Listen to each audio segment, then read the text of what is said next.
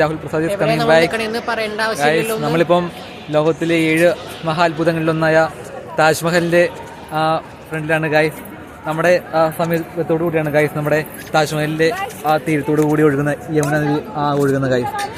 നിങ്ങൾക്ക് എല്ലാവർക്കും അറിയാമെന്ന് വിശ്വസിക്കുന്നു. ഞങ്ങളിപ്പോൾ തീരെ നല്ലൊരു മാനസികാവസ്ഥയിലല്ല. അത് വരും വീഡിയോകളിൽ ഞങ്ങൾ വെളിപ്പെടുത്തുന്നതാണ്. കാരണം നമ്മുടെ കോളേജിൽ ഗൈസ് കുറച്ച് പ്രശ്നങ്ങളൊക്കെ ഉണ്ടായി. ആ പ്രശ്നങ്ങളെ കുറച്ച് ഗുരുതരാവസ്ഥയിലായപ്പോഴാണ് ഗൈസ് നമ്മൾ താജ്മഹൽ കാണാൻ എത്തിയത്. നമ്മൾ റീലിലൊക്കെ കാണുമ്പോൾ ആ താജ്മഹലിന്റെ എൻട്രീന്റെ അവിടെ നിന്ന് ആ താജ്മഹലിൽ അങ്ങോട്ട് കയറുമ്പോഴത്തേക്ക് ഒരു എന്താ പറയുക ഗൈസ്, ഒരു വലിയൊരു സംഭവം പോലെയാണ് നമുക്ക് തോന്നുന്നത്. പക്ഷേ ഗൈസ് ഈ പ്രശ്നങ്ങളൊക്കെ ഉള്ളതുകൊണ്ട് ആണോന്ന് അറിയത്തില്ല, നമുക്കാണെങ്കിലും മനസ്സിന് ഒട്ടൊരു കുളിർമ തോന്നിയിട്ടുണ്ടായില്ല താജ്മഹൽ കണ്ടപ്പോൾ. സാധാരണ ഒരു ഫോട്ടോയിലൊക്കെ പോകുന്നത് നമുക്കൊരു മൂഡ് മാത്രമേ ഉണ്ടായുള്ളൂ, അല്ലാണ്ട് നമുക്കൊരു വാവ് എക്സ്പീരിയൻസ് ഉണ്ടായില്ല ആ താജ്മഹൽ കണ്ടപ്പം ഗൈസ്.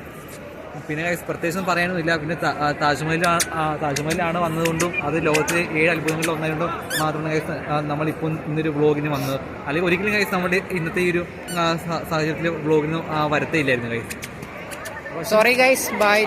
ഒന്ന് കാണിച്ചു കൊടുക്കും താജ്മഹലൊക്കെ. താജ്മഹൽ നമ്മുടെ എല്ലാ സുഹൃത്തുക്കൾക്കും വേണ്ടി കാണിക്കുന്നതാണ്. നമ്മളിപ്പോൾ ഇത് പറയാൻ പറ്റുന്ന അവസ്ഥയിലല്ല. നമ്മൾ പിന്നീട് ഫ്രഷ് ആയിട്ട് ഉച്ചത്തോടെ വരും. Bye guys. മറ്റുള്ള വീഡിയോകളിലൊക്കെ താജ്മഹലിനെ കുറിച്ച് കൂടുതൽ പറഞ്ഞു തരുന്നതാണ് ഗൈസ്. അടുത്ത നമ്മൾ ഋഷികേശിൽ നിന്നും ജോയിൻ ചെയ്യും. ബൈ.